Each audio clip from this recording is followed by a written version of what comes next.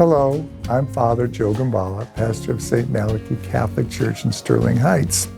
Welcome to Saints of the Summer. Today's June the 2nd.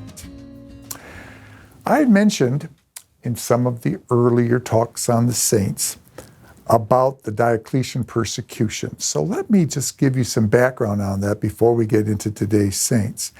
Diocletian was a Roman emperor in the late 200s, very early 300s. He was, of course, very much a pagan, like all the Roman emperors were of that time. But he felt that the empire was rotten, that the empire had lost its vigor, that the empire was filled with too many people who were weak and slovenly and cowardly. And he felt that he wanted to restore Rome to its earlier glory.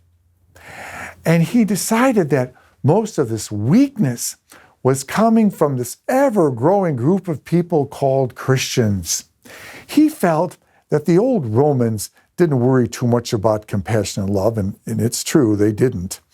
And he felt that with too many people worrying about compassion and sympathy and caring for the poor, it weakened people, especially men.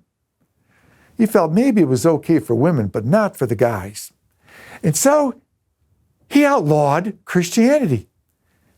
And so if you had a choice, you could either convert to paganism again and go throw some incense at an altar in a pagan temple, or you would face death. More Christians were martyred under Diocletian than all of the other persecutions combined.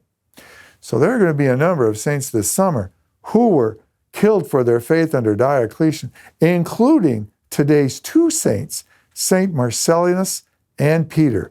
Marcellinus and Peter lived in, of course, the late 200s. Marcellinus was a priest, and Peter was an exorcist.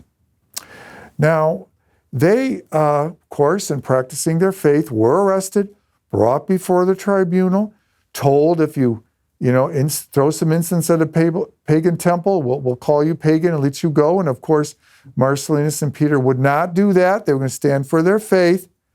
And so they were thrown in jail to await execution. While in jail, just like Paul and Silas in Philippi 300 years before, they converted the jailer and the jailer's family to Christianity. This, of course, outraged the authorities, who brutally burned Marcellinus and Peter to death.